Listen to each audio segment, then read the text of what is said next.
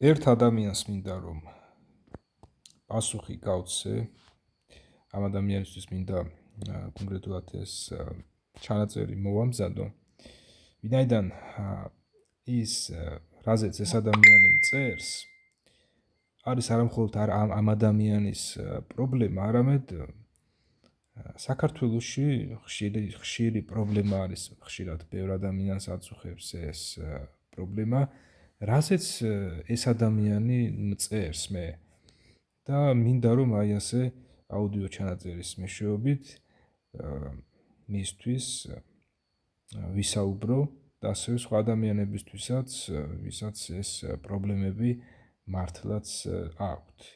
ეს ადამიანი საკმაოდ ასაკოვანი ადამიანია, ბატონი ვახტანგ შეშაბერიძე, აი აგერ შევა მის გვერდზე, აი აგერ არ არის ხო? პატარა ბიჭი არ არის. ასაკოვანი ადამიანია. გამოვამე აქედან და ისეთ რამეს მწერს ეს ადამიანი ზოგადად აი ამ თავის კომენტარში რომ ვფიქრობ რომ კარგი იქნება რომ გამოვეხმაურო და სხვებისთვისაც სასარგებლო იქნება და ამ ადამიანისთვისაც ეს ადამიანი ბატონი ვახტანგი მე მწერს რომ გიორგი შენ ძალიან ცდებიო თუ ასე ფიქრობო ну ჩემს ვიდეოსთან დაკავშირებით გეტყობა იეღოველებმა შენ სულ გადაგიტრიალეს ტვინიო და გაცდუნებენო ჯერ მინდა რომ აი ამაზე ვისაუბრო ეს ძალიან მნიშვნელოვანია იმიტომ რომ როგორც ჩანს ბატონი ვახტანგი არ იცნობს ჩემს ასე ვთქვათ მოქმედებებს მან არც კი იცის რომ ჩემს საუბრებთან პოსტებთან მოქმედებებთან აი მასთან რასაც მე ვაკეთებ ამასთან საერთოდ არაფერ შუაში არიან ეს იეჰოვას მოწმეები არამედ პირიქით მე თვითონვე ვაკრიტიკებ ამ იეჰოვას მოწმეებს მათ გადაკეთებული ბიბლია აქვთ მთელი ამბები არასწორი სწავლებები აქვთ ეხლა ამას მე არ გავყვები და ზოგადად აი ასეთი ზერელე მიდგომა რომ აგერ მოისმინა ამ კაცმა ჩემი ვიდეო არ მოეწონა და არ იქა ეგრევე იეჰოველებს რო ახსენებს იეჰოველებიო ზოგი იაჰოველებიო ასე იტყვის ხოლმე რომ აი გადაგიტრიალეს ტვინიო და ამ კაცს საერთოდ რატომ გონია მას რომ მე ამ იეჰოვას მოწმეებთან ავარ და მეც ამათი ორგანიზაციის წარმომადგენელი ვარ ეს საერთოდ გაუგებარია ვინაიდან მე არსად მინიშნებითაც კი არ მithქვამს სადმე ის რომ მე იეჰოვას მოწმე ვარ მეთქი და ხალხო არ იქა მიდით ეხლა იეჰოვას მოწმეებთან და მე არ ვუკეთებ იეჰოვას მოწმეებს რაიმე სახის პროპაგანდას შესაბამისად ჩემი რომელიმე მსმენელი ვინც მე მომისმენდა ჩემგან ვერ მოისმენდა იმას რომ იეჰოვას მოწმეთა ორგანიზაციას ვაქებდი არამედ მე ხშირად იეჰოვას მოწმეთა ორგანიზაცია გამიკრიტიკებია და ახლაც ვამბობ რომ იეჰოვას მოწმეები ქრისტიანები არ არიან იმ სხვადასხვა არასწორი სწავლებებიდან გამომდინარე რაც მათ აქვთ და ამაზე მინდა რომ ცელი სტატია მაქვს მომზადებული ზუსტად ამასთან დაკავშირებით იეჰოვას მოწმეთა ორგანიზაციამ ბიბლიის რომელი ადგილები გააყალბა გადააკეთა და თავის გაყალბებულ ბიბლიაში უკვე გადაკეთებული ტექსტები გამოუშვა ეხლა ამაზე უფრო ფართოდ იმიტომ ვლაპარაკობ რომ კონკრეტულად ამ ადამიანისთვისაც და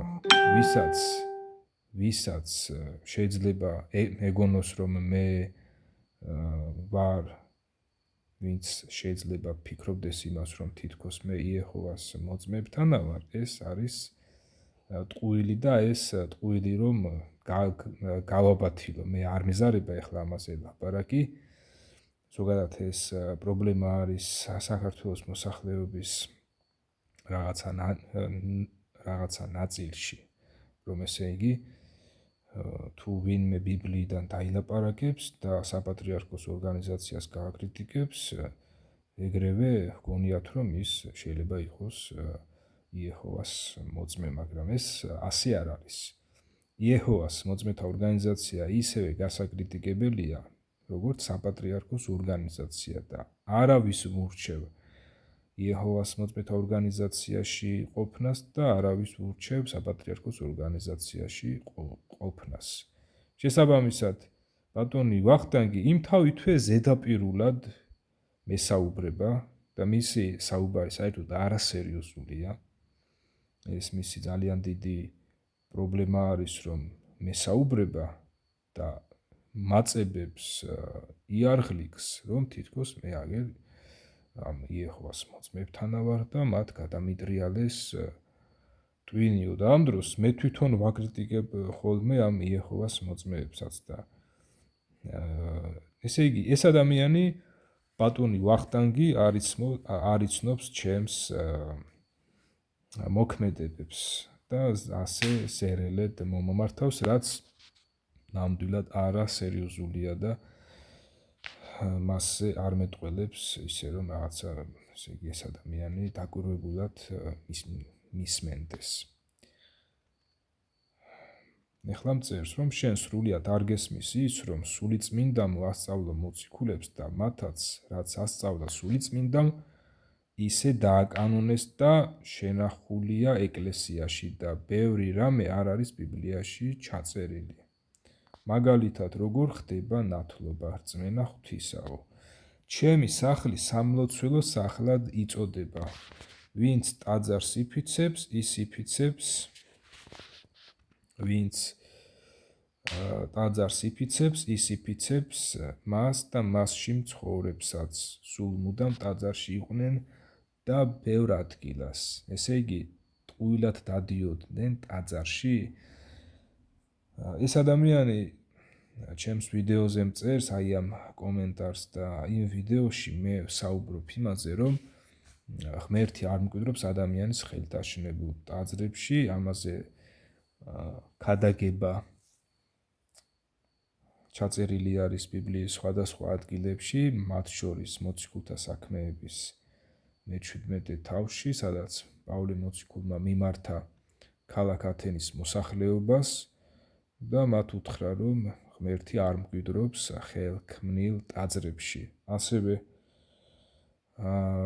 ბიბლიაში ესაია წინასწარმეტყველი 66 თავშია, თვითონ უფალი ამბობს ამას, რომ ცატახტია ჩემიო და მიწა ჩემს ფეხთა სადგამიაო, სად არისო ადგილიო, სადაც სახლს მიშენებთო, სად არის ადგილი ჩემი დასავანებელიო, ჩემმა ხელმა შექმნა ყოველივე ესო და ასე გაჩნდაო. და ამ ადგილს შემდგომ უკვე სტეფანე მქადაგებელი უკადაგებს ებრაელებს. ეს სტეფანეს ეს ქადაგება ჩაწერილი არის მოციქულთა საქმეების მე-7 თავში, სადაც სტეფანე, ეს ქრისტიანი სტეფანე იხსენებს სოლომონის მიერ იერუსალემის ტაძრის აგების ამბავს და ამბობს, რომ სახლი სოლომონმა აუგოვო, მაგრამ უზენაესიო ხელქმნილში არ არისო დამკვიდრებულიო, როგორც ამას ამბობს წინასწარმეტყველიო და მოიყვანს ესაია წინასწარმეტყველის წიგნიდან 66 თავიდან უფლის სიტყვებს, სადაც უფალი ამბობს, რომ ცატახტია ჩემი, მიწა ჩემს ფეხთა სადგამი და იგი არ ითხოვს ესე იგი ტაძრის აგებას. და სტეფანე საუბრობდა ამ დროს ზუსტად იერუსალემის ტაძარზე, რომ იგი პირველად სოლომონმა აუგო ღმერთს სახლი, ტაძარი, თუმცა უზენაესი ხელით ქმნილში არ არისო დამკვიდრებულიო. და იმ იერუსალემის ტაძარსაც ჰქონდა თავისი მნიშვნელობა. და ეხლა ბატონი ვახტანგი ზუსტად ახსენებს იმ იერუსალემის ტაძარს, სადაც უფალი შევიდა, უფალი იესო და იქიდან მოაჭრეობარო ალაგმა. და იხსენებს უფლის აი ამ სიტყვებს, რომ ჩემი სახლი სამლოცველო სახლად იწოდება, ვინც ტაძარს იფიცავს, ის იფიცავს ტაძარში მყოფებსაც, რაც ტაძარშია, იმასაც იფიცავსო. ზოგადად ეს ხშირი არის, მე აქამდეც მილაპარაკი აი ამაზე, რომ ადამიანებმა, რომლებმაც ბიბლია იციან ფრაგმენტალურად აქა-იქ ამოკითხულებიდან შეისწავლეს, ან მინიმუმ სმენიათ იმის შესახებ, რომ აი უფალი იესო შევიდა ტაძარში და იქიდან მოვაჭრეობა ალაგმაო, გონიათ ამ ადამიანებს, რომ ის იერუსალემის ტაძარი პირდაპირ პროპორციულია საქართველოში აშენებულ ტაძრებთან, მაგრამ სინამდვილეში მათ არ იციან ის, როგორც ჩანს, არ იციან, რომ იერუსალემის ტაძარი იყო მსოფლიოში ერთადერთი, სხვაგან არავის ჰქონდა უფლება სხვა ტაძარი აეშენებინა, ეს იყო პირდაპირ უფლის მითითება იყო, რომ ის იერუსალემის ტაძარი იყო მხოლოდ ერთი. სხვაგან სხვა ადგილას ტაძარი არ იყო აშენებული, ხოლო საქართველოში მრავალი ტაძარი არის აშენებული. ამავე დროს იერუსალემის ტაძარი იყო ღმერთის მითითებით აშენებული, ხოლო საქართველოში აშენებული ტაძრები არ არის ღმერთის მითითებით აშენებული. ამიტომაც საქართველოში აშენებული ტაძრების გაიგივება იერუსალემის ტაძართან არის შეცდომა და ეს არის ალბათ ბიბლიის ფრაგმენტალური კითხვის შედეგი, რომ ადამიანები აი ესე აქა-იქ რაღაცას ამოიკითხავენ, სრულად ბიბლიას არ სწავლობენ, აი ბატონ ვახტანგს მე მინდა ვკითხო. წაუკითხავს თუ არა მას ბიბლიის აი ძველი აღთქმის დროინდელ ნაწილში, სადაც მეფეების წიგნებზეა ლაპარაკი ამ შემთხვევაში, სადაც მოდით აბა ამას ახლა მე უცბად გავხსნი ახლა ბიბლიის აპლიკაციას და კონკრეტულ ადგილს გაჩვენებთ. მე მინდა ახლა ბატონ ვახტანგს ვაჩვენო პირველი ნეშტთა წიგნის 22 თავის 19 მუხლი, ეს დანომრილი რომ არის, ადვილად ხდება ამისი მოძებნა, რომ აი აგერ თქვენს სწრაფად მოძებნოთ. აი აქ საუბარი არის რაზე. აი შეხედეთ, სანამ დავით მეფე, დავით წინასწარმეტყველი გარდაიცვლებოდა, მან თავის შვილს სოლომონს იერუსალემის ტაძრის გეგმა, დიზაინი, ამ დიზაინის გეგმა და ყველაფრის გეგმა დავით მეფემ გადასცა სოლომონს.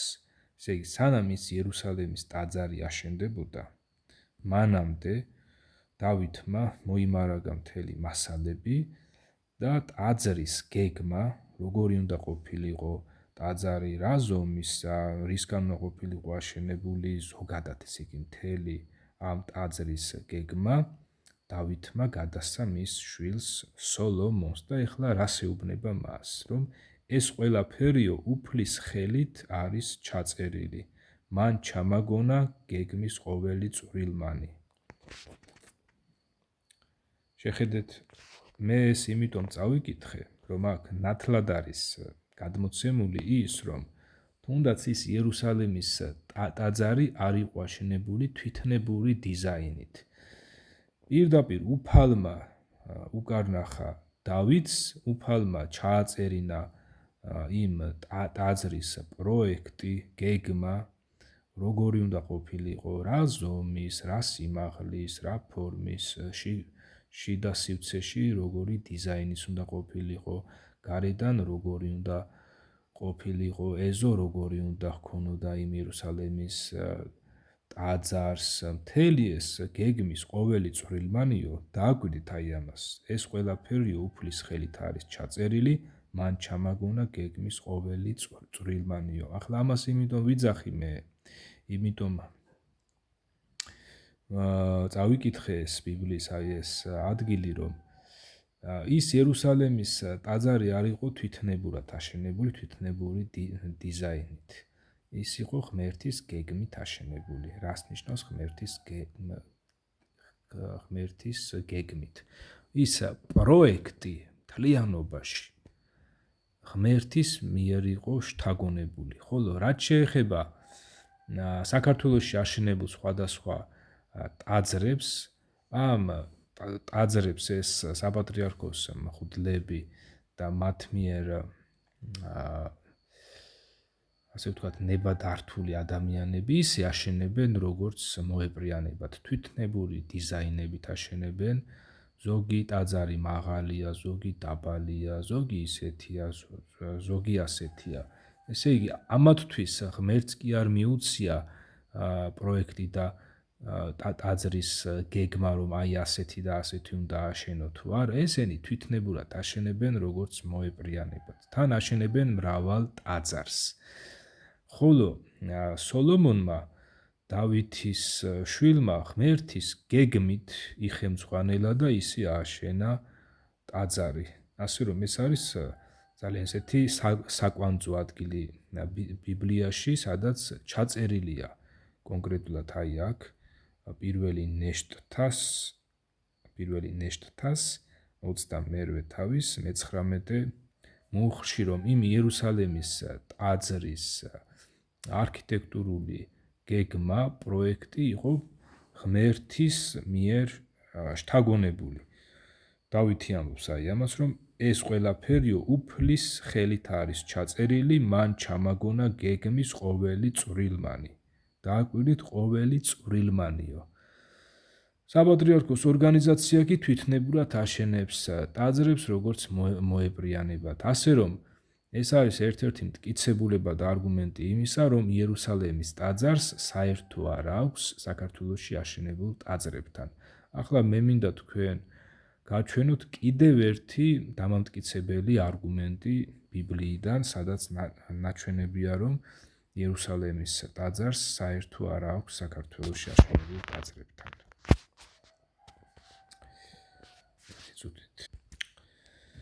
ეს არის ბიბლიის მეფეების მესამე წიგნი, ბიბლიაში შემავალი მესამე მეფეთა მერვე თავის პირველივე მუხლიდან წავიკითხავ, როდესაც იერუსალემის ტაძარი უკვე ააშენეს, მაშინ შეყარა სოლომონმა ისრაელის უხუცესობა და შტოთა ყველა თავკაცი, ისრაელიანთა მამისახლების უფროსები, მეფე სოლომონთან იერუსალემში, რომ გადმოესვენებინათ უფლის აღთქმის კიდობანი დავითის ქალაქიდან, ანუ სიონიდან.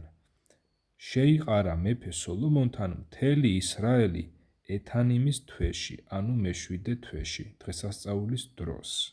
მოვიდა ისრაელის მთელი უხუცესობა და მღვდლებმა ასწიეს კიდობანი და წაასვენეს უფლის კიდობანი და სადღესასწაულო კარავი. წაასვენეს ეს მღვდლებმა და ლევიანებმა. აქ არავის ეგონოს, რომ საუბარია საპატრიარქოს მღვდლებზე, არა აქ საუბარი არის აარონიან მღვდლებზე, რომლებიც ძველი აღთქმის დროს იყვნენ დადგენილები და უკვე უფალმა იესომ ეს აარონიანი მღვდლები გააუქმა, მათი სამსახური გააუქმა და თვითონ იესო ქრისტე გახდა მღვდელი.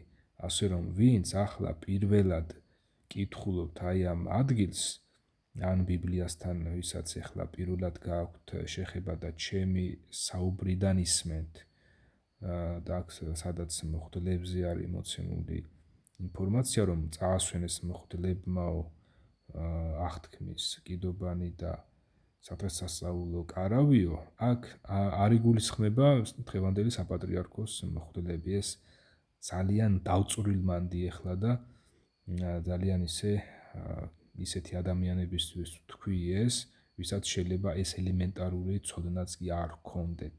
აქ საუბარი არის ძველი აღთქმის დროს დადგენილ აარონიან მღვდლებზე, რომელთა სამსახური უკვე ახალ აღთქმაში უფალმა იესომ გააუქმა, ის მღვდლები აღარ არიან და თვითონ იესო ქრისტე გახდა მღვდელი. ხოლო საპატრიარქოს ორგანიზაციას თავისი სამღვდელო სარიტუალო სისტემა და სატაძრო სისტემა აქვს თვითნებურად დაწესებული, რაც უფალი იესოს ამათთვის არ დაუვალებია. გავაგრძელებ.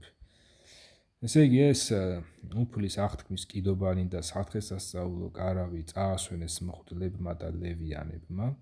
მეფე სოლომონი და მასთან შეკრებილი ისრაელის მთელი საზოგადოება იდგნენ კიდობნის წინ და მსხვერპლად სწირავდნენ ცხვარ ძროხას, რომლის დათვლა და აღრიცხვა შეუძლებელი იყო სიმრავლის გამო. დაასვენეს მღვდლებმა უფლის აღთქმის კიდობანი თავის განკუთვნილ ადგილზე, ტაძრის დაბირში, წმინდათა წმინდაში, ქერუბიმთა ფრთებ ქვეშ, რადგან ფრთები ჰქონდათ გადაშლილი ქერუბიმებს კიდობნის ადგილზე და ზემოდან ფარავდნენ ქერუბიმები კიდობანს და კეტებს. კეტები იმ სიგრძის იყო, რომ მხოლოდ მათი თავები ჩანდა წმინდათა წმინდიდან დაბირის წინ და არ ჩანდა გარეთ. დღემდე იქ არის ისინი.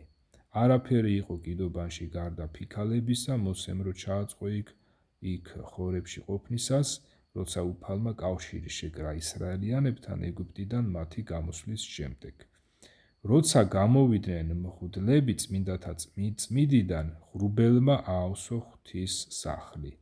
ვეღარ დადგნენ სამსახურისთვის იქ მღვდლები ამ ღრუბლის გამო, რადგან უფლის დიდებას დაეფარა სახლი.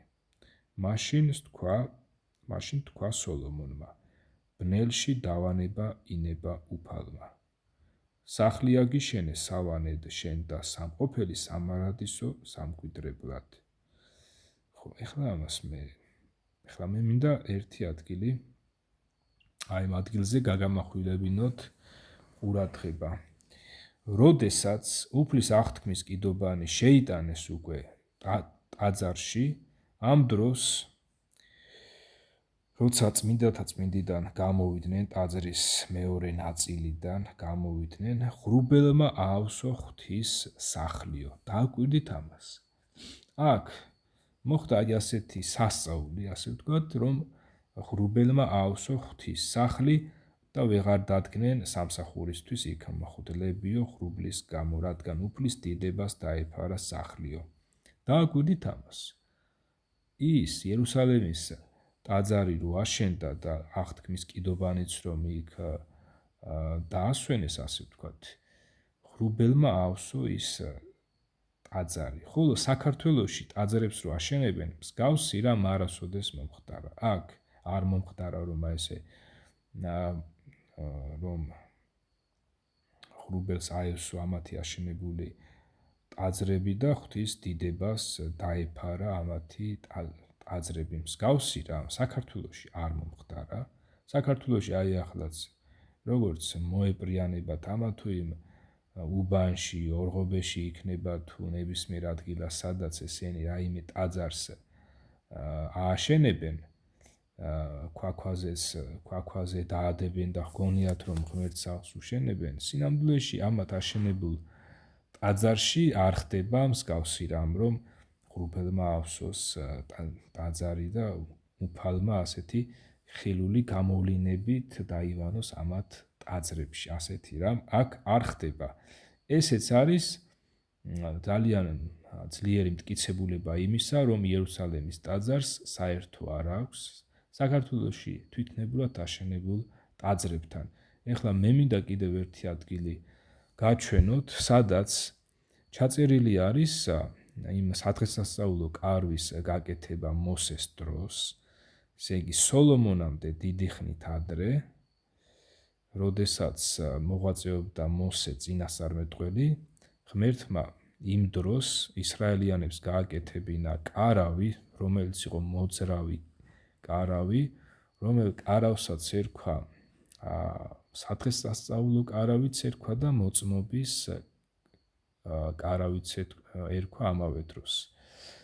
და ზუსტად ეხლა აქ საუბარი იყო იმაზე, რომ ეს მოწმობის კარავიც და კიდობანიც შეიტანეს უკვე სტაციონალურად აშენებულ იერუსალემის ტაძარში, ხოლო მანამდე ის აღთქმის კიდობანი დასვენებული იყო იმ მოწმობის სათხესასწაულო კარავში და ასე თუ სადმე წავიდოდნენ ისრაელიანები ეგვიპტიდან გამოსვლის შემდეგ იმ კარავსაც თან დაატარებდნენ და შეიტანეს შემდგომ უკვე აღთქმულ ქვეყანაში. ეხლა მე მინდა გადავფურცლო ბიბლიის აი იმ ადგილას, სადაც ნაჩვენები არის, როგორ მოსეს დროს ის კარავი რომ გააკეთეს უკვე ზუსტად იქაც იგივე რამ მოხდა, რომ იქაც ხრუბელმა აავსო კარავი, როცა კარავი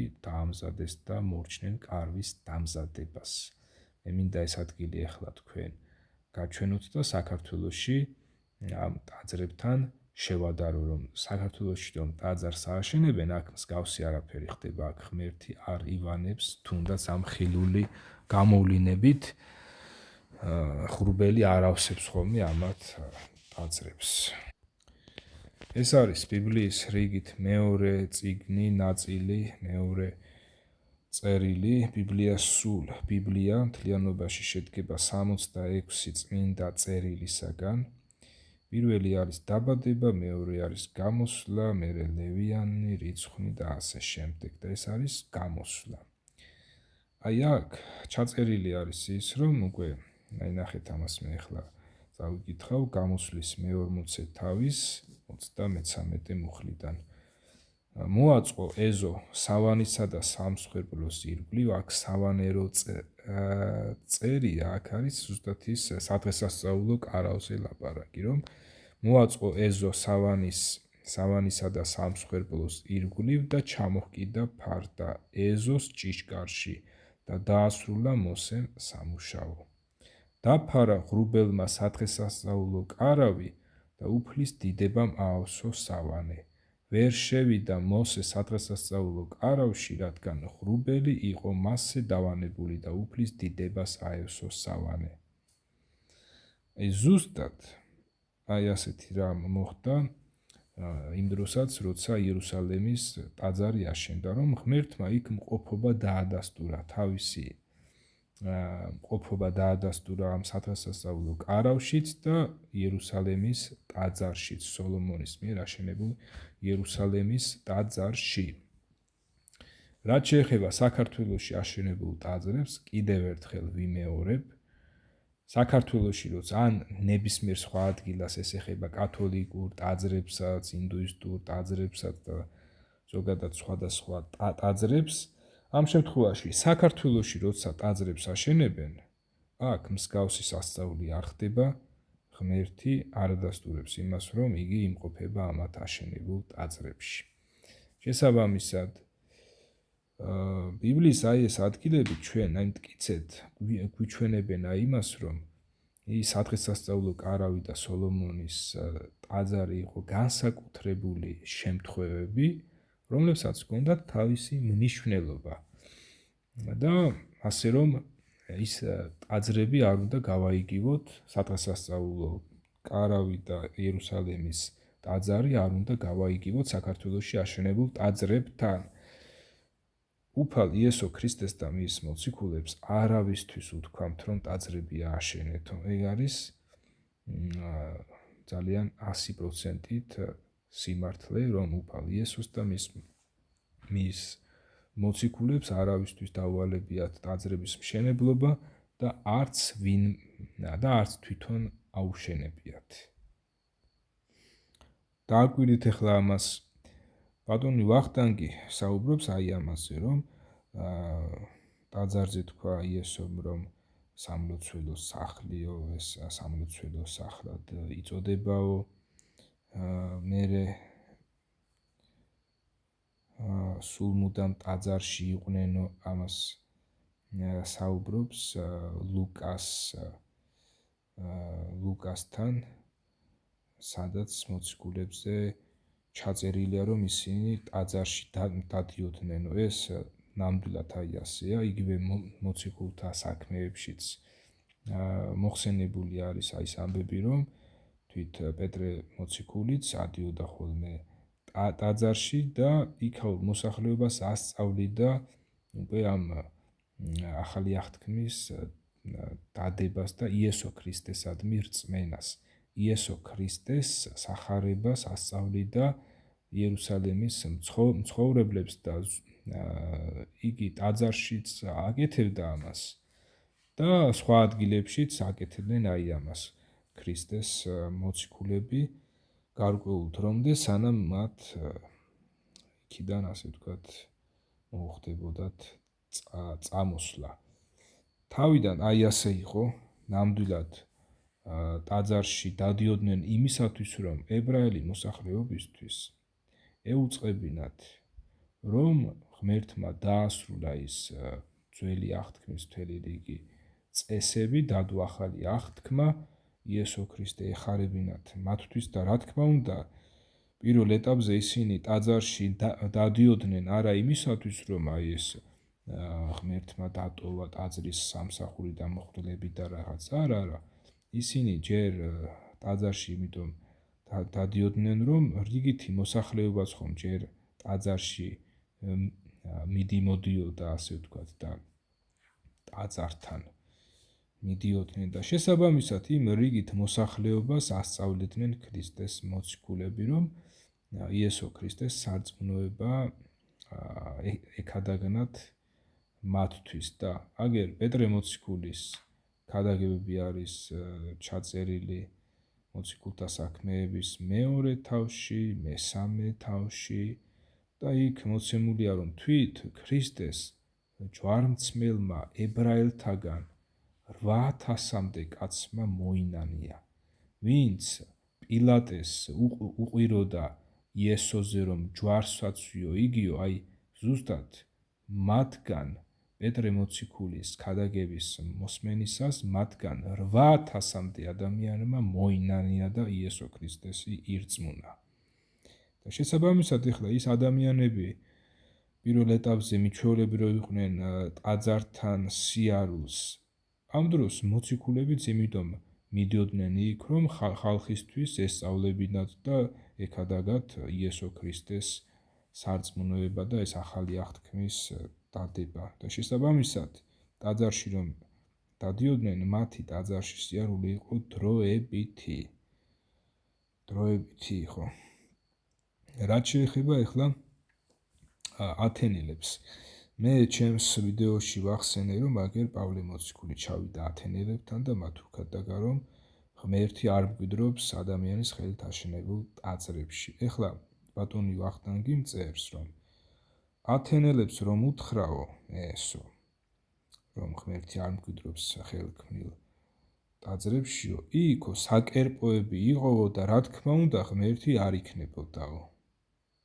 ეხლა დააკვირდით ბატონო ვახტანგ, თქვენ აქ შეცდომას უშვებთ იმას, რომ ზუსტადაც იმ ათენელებს რო ეგონათ, რომ მრავალი ღმერთი არსებობდა და სხვადასხვა ტაძრებიც ჰქონდათ აშენებული თავიანთი კერპებისთვის, აქეთ უკვე პავლე მოციქულმა მათ უქადაგა, რომ ნამდვილი ღმერთი, ცოცხალი ღმერთი არ მკვიდრობს ადამიანის ხელით აშენებულ ტაძრებში. ესე იგი, ცოცხალი ღმერთი, ცისა და მიწის უფალი არ მკვიდრობს ხელქმნილ ტაძრებშიო. რას ნიშნავს ეს, რომ აი თუ კი ათენელებს თავიანთი ცრუ ღმერთებისთვის ტაძრები ჰქონდათ აშენებული, უკვე პავლე მოციქულმა ზუსტად ეს უქადაგა, რომ ცოცხალი ღმერთი არ მკვიდრობს ხელქმნილ ტაძრებში. შესაბამისად, უკვე მე როცა ვიცი, რომ აგერ ცოცხალი ღმერთი თვითონ უფალი იესოა, აგერ პავლე მოციქულმაც ეს იცოდა, უკვე პავლე მოციქული იესოს ტაძრებს არ აუშენებდა და კი არც აუშენებიათ ქრისტეს და მის მოციქულებს ტაძრები არ აუშენებიათ ქრისტესათვის, იმიტომ რომ დიახაც არც იმ საკერპოებში იყო ღმერთი, იმ კერპების ტაძრებში იყო ღმერთი და პავლე მოციქულმა ზუსტად ეს უთხრა მათ, რომ ღმერთი, აი წავიკითხო ეხლა, წავიკითხო ამ ადგილს. დააკვირდით, აი ეს არის ის ადგილი მოციქულთა საქმეების მე-17 თავის 23 ადგილიდან 23 მუხლიდან წავიკითხო, სადაც პავლე მოციქული მიმართავს ათენელებს და ეუბნება, რომ როცა გავიარე და თქვენი სათაყვანო ადგილები დავათვალიერეო, ვნახე სამსხვერპლოც, რომელსაც აწერია უცნობ ღმერთსო. მეც მას გიქადაგებთ, ვისაც არ იცნობთ და ეთაყვანებით. ღმერთი შემოქმედი სამყაროსი და ყოველივე მასში არსებულისა, უფალი ცისა და მიწისა ხელით აგებულ ტაძარში არ მკვიდრობს და არც ადამიანთა სამსახურს მოითხოვს თითქოს რაიმე სჭირდებოდეს. იგი თავად ანიჭებს ყველას სიცოცხლეს, სუნთქვას და ყოველივეს. აი ზუსტადაც ღმერთი რომ არც ათენელების ტაძრებში მკვიდრობდა და ზოგადად არც ხელქმნილ ტაძარში მკვიდრობს, ზუსტად ამას ეუბნება პავლე მოციქული ათენელებს და ასევე ჩვენ დღევანდელ ბიბლიის წამკითხველებსაც, რომ ღმერთი შემოქმედი სამყაროს და ყოველივე მასში არსებულისა, უფალი ცისა და მიწისა ხელით აგებულ ტაძარში არ მკვიდრობს და არც ადამიანთა სამსახურს მოითხოვს თითქოს რაიმე სჭირდებოდეს. იგი თავად ანიჭებს ყველა სიცოცხლეს, სუნთქვას და ყოველივეს და მე მთელი ეს ქადაგება თქვენ თვითონვე წაიკითხეთ.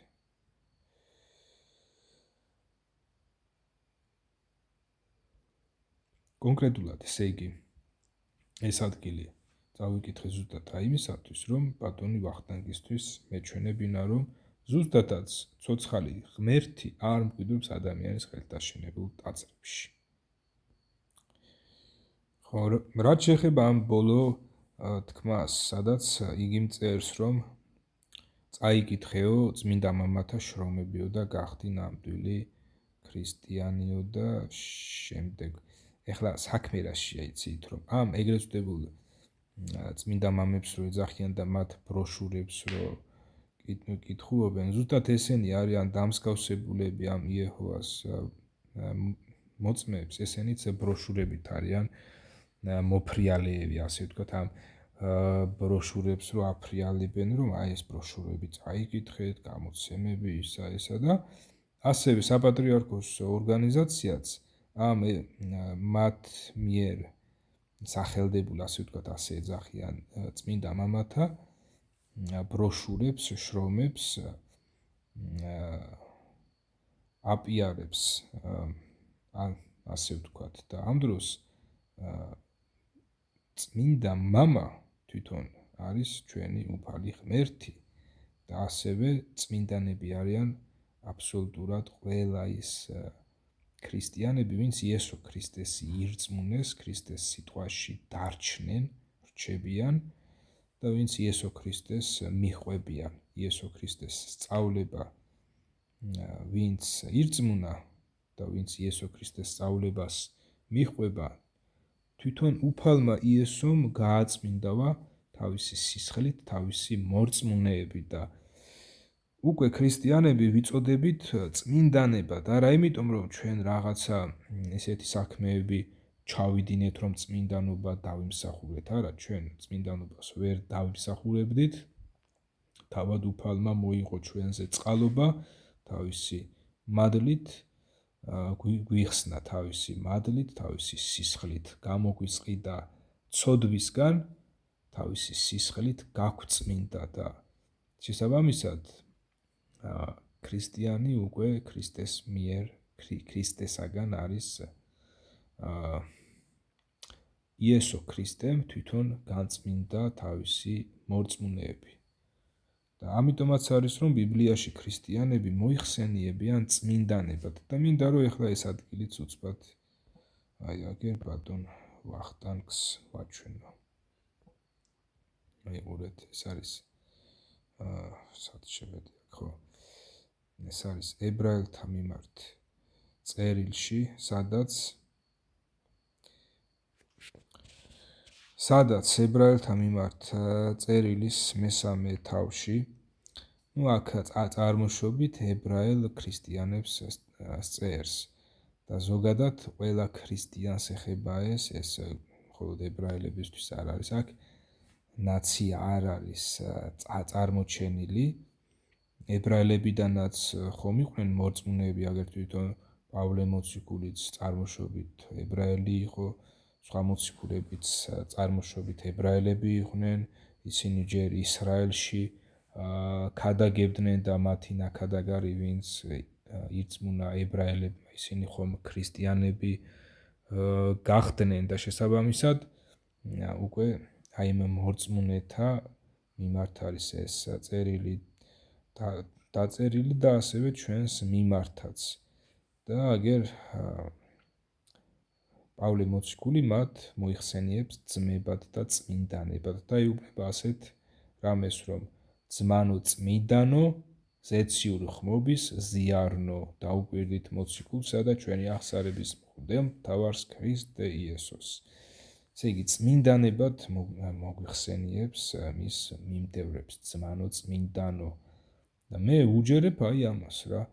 აი ამას, ესე იგი, მე ვუჯერებ უფლის იესო ქრისტეს სწავლებას და მისი მოციქულების მიერ თავიანთი ხელით ჩაწერილ აი ამ წერილებს, რომლებიც თავად უფალმა იესომ დააწერინა. და აქ ქრისტიანები მოხსენებული ვართ წმინდანებად, ძმანო წმინდანო.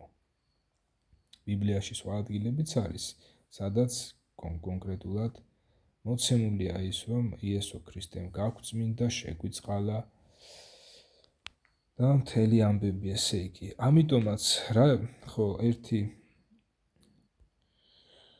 ერთი რამ მინდა კიდევ ვნახო, ბატონმა ვახტანგმა კითხვა დამისვა, მიპასუხეო სულიწმინდით როგორ მოინათლებიო.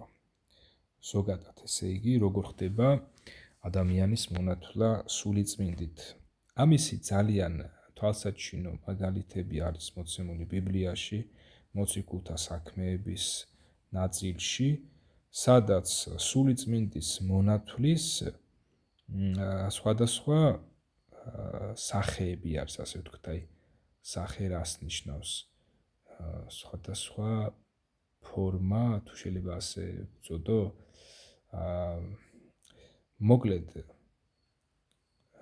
მოციქულთა საქმეებში არის ჩაწერილი ის, რომ აი მაგალითად ეხლა მე ამას უცბად გავხსნი, როგორ ხდება სულიწმინდით მონათვლა.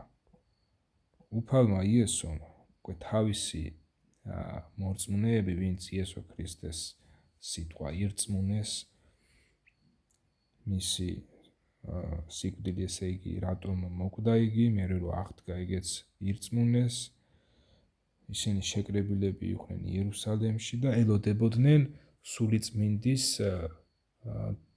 გადმოსვლას. ესე იგი, ისინი უკვე იყვნენ იესო ქრისტეს მორწმუნეები და ზუსტად აი აქ მოციქულთა საქმეების მეორე თავში ჩაწერილი არის, რომ 50-ობის დღე რომ სრულდებოდა, ყველანი ერთად იყვნენ და ამ დროს ანასტათ იგრუკვინა ზეცითო და აი ამ დროს მოხდა ყველანი აღივსნენ სულიწმინდითო ის მორწმუნეები, ქრისტიანები, რომლებიც ქრისტეს აღდგომის შემდეგ იმყოფებოდნენ იერუსალემში და ელოდებოდნენ სულიწმინდის გადმოსვლას, მართლაც ისინი აღივსნენ სულიწმინდით და სხვადასხვა ენებზე ალაპარაკდნენ. აქ იყო ეს ერთ-ერთი სულიწმინდის ერთ-ერთი ნიჭი არის ენებზე ლაპარაკი, რაც იმ დროს ღმერთმა მოახდინა, რომ სხვადასხვა ენებზე ალაპარაკა ის მორწმუნეები. ხო, აქ არის აი ეს ერთ-ერთი სახე, ასე ვთქვათ, სულიწმინდით მონათვლისა. ამავე დროს აქვე მოციქულთა საქმეების ნაწილში საუბარი არის იმაზე, რომ სულიწმინდა ასევე გადადიოდა მოციქულთა ხელის დადებითაც, ხელდასხმით.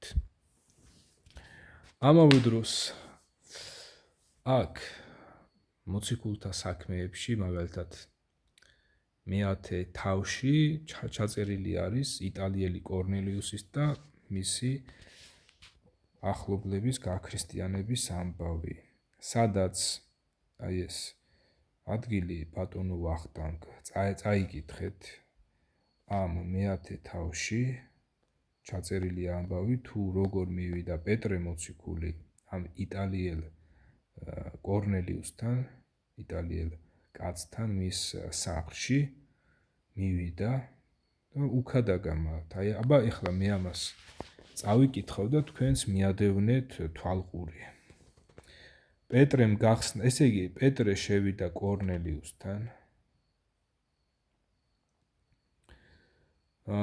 მას დახვდა ბევრი მოწვეული, ეს კორნელიუსი, მისი ახლობლები ელოდებოდნენ პეტრეს, რომ პეტრე მოციქულს მათთვის უნდა ეკადაგა ქრისტეს სახარება. და მართლაც პეტრემ გახსნა ბაგენი და თქვა, ჭეშმარიტად ვწმუნდები, რომ ღმერთისთვის უცხოა მიკერძოება. არამედ ყველა ხალხში მისი მოშიში და სიმართლის მოქმედი სათნოა მისთვის. მან მოულინა სიტყვა ისრაელის ძეთ, რათა ეხარებინა მშვიდობა იესო ქრისტეს მიერ. ის არის ყველას უფალი.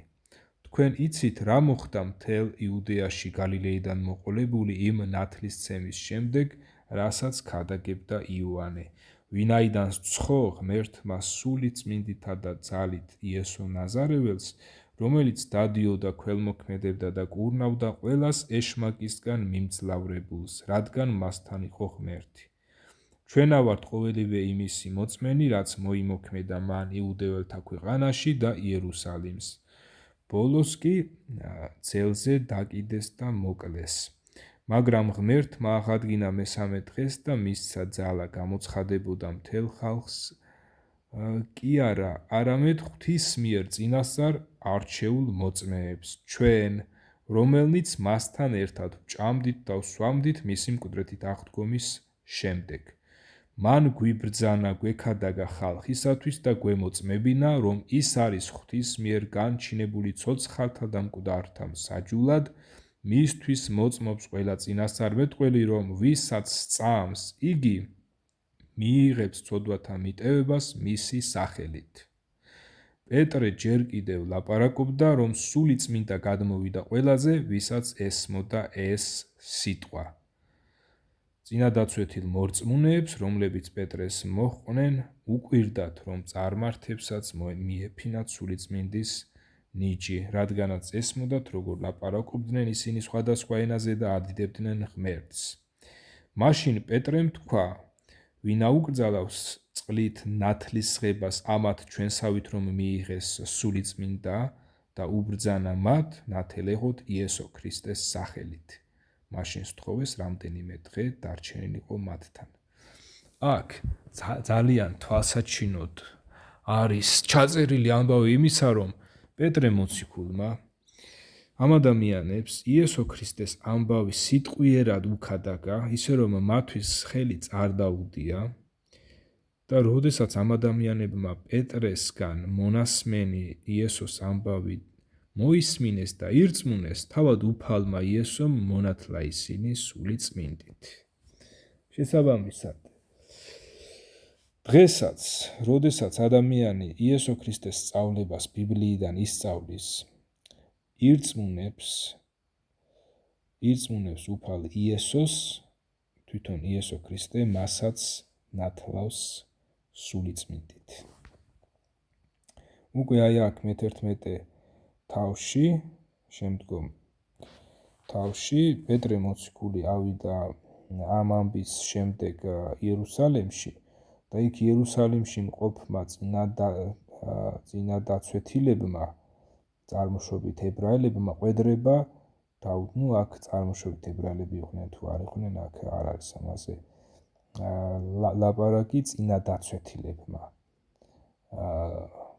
ყვედრება დაუწყეს და ეუბნებოდნენ პეტრეს, რომ წინადაუცვეთელი ხალხის სახლში შეხვედიო, მათთან ერთად ჭამეო, მაგრამ პეტრემ თავიდან დაიწყო ყველაფერი დალაგებით უამბო და უთხრა მათ. უთხრა, რომ ქალაქ იოპეში ყოფნისასო, ასე მოხდაო, ასეო. ამას ახლა მე გადავახტები. და მაშინვე კესარიიდან ჩემთან გამოგზავნილი სამი კაცი მოადგა იმ სახლს, სადაც მე ვიყავი. სულმა მითხრა, რომ უყრმანოდ გავყოლოდი მათ. ეს 6 ძმა მეახლა და იმ კაცის სახლში მივედი. კორნელიუსთან, ესე იგი, იმ კაცის სახლში მივედი. მან გვიამბო, როგორ იხილა შინ ანგელოზი, რომელიც დადგა და უთხრა მას, იოპეში გაგზავნე ხალხი და უხმე სიმონს პეტრედ წოდებულს, ის გეტყვის სიტყვებს, რითაც ცხონდებით შენსა და მთელი შენი სახლიც. დაკვირითაი ამას, ანგელოზმა კორნელიუს უთხრა, რომ პეტრე მოვიდოდა და პეტრე ეტყოდა მას სიტყვებს, რითაც აი ამ სიტყვებით ცხონდებოდა კორნელიუსიც და მისი ოჯახიც. პეტრე აგრძელებს თხრობას, ლაპარაკი რომ დავიწყეო, სული წმინდა გადმოვიდა მათზე, ისევე როგორც ჩვენზე თავდაპირველადო. მართლაც მე-10 თავში ჩაწერილია, რომ როდესაც პეტრე ესაუბრებოდა როდესაც პეტრემ იესოს ამბავი მოუყვა კორნელიუსს და მის ახლობლებს, პირდაპირ იესო ქრისტემ სული წმინდით მონათლა ისინი. და პეტრე მოციქული ამბობს, ლაპარაკი რომ დავიწყე, სული წმინდა გადმოვიდა მათზე, ისევე როგორც ჩვენზე თავდაპირველადო. აქ ამ ორ სულიწმინდის ამ ორ გადმოსვლას ერთმანეთს ადარებს.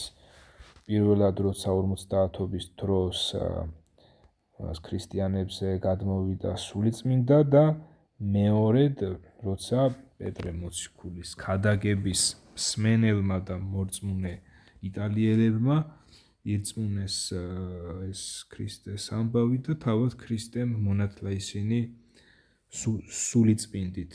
პეტრე აგრძელებს, რომ ამ დროსო, ესე იგი, როცა სულიწმინდა მათზე გადავიდაო, მაშინ გამახსენდა სიტყვა უფლისა, რომელმაც თქვა, იოანე წყლით ნათლავდა, ხოლო თქვენ კი სულით წმინდით მოინათლებითო.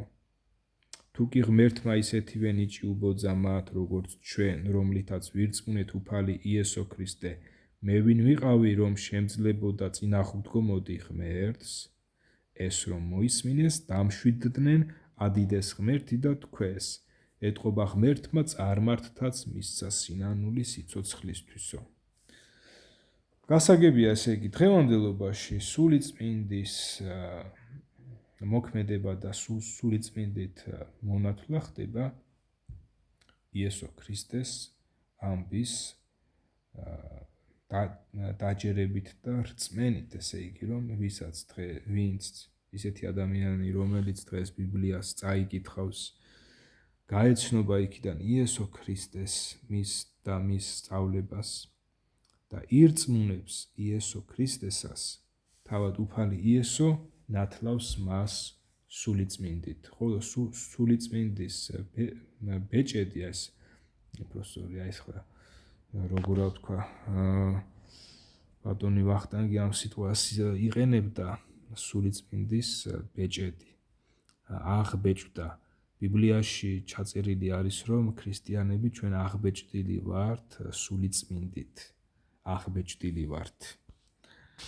შესაბამისად, თვითონ ამავე დროს კორინთელებთან პირველივე წერილში კორინთელებთან, სადაც პავლე მოციქული განმარტავს სულიწმინდის სხვადასხვა ნიჭებს, იმ ნიჭთა შორის ჩამოთვლილი არის თუნდაც ის ენებზე ლაპარაკი, სხვადასხვა განკურნებათა ნიჭი, ამავე დროს თვით რწმენაც კი არის სულიწმინდის ნიჭად მოხსენიებული. ესე იგი, თვით ის ფაქტიც, რომ რომელიმე ქრისტიანს სწამს იესო ქრისტესი, ეს რწმენა უკვე მას სულიწმინდისაგან აქვს მიცემული და ესეც არის სულიწმინდის ნიჭი.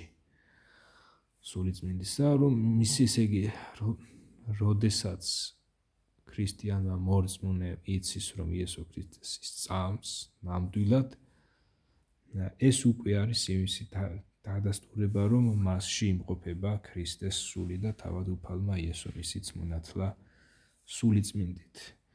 ასე რომ დღეს ჩვენ ღმერთი არ გვეუბნება იმას, რომ რომელიმე რელიგიურ ორგანიზაციაში მივიდეთ ან წყლით მოსანათლად რაიმე რიტუალის ჩასატარებლად, მით უმეტეს საპატრიარქოს მღვდლებთან არ დაუწესებია უფალს სიარული, მით უმეტეს როდესაც ვიგებთ იმას, რომ საპატრიარქოს ორგანიზაციას მრავალი არასწორი სწავლება აქვს თავის ორგანიზაციაში, ესეც ცხადყოფს იმას, რომ ისინი საპატრიარქოს ორგანიზაცია და მისი წევრები არ მისდევენ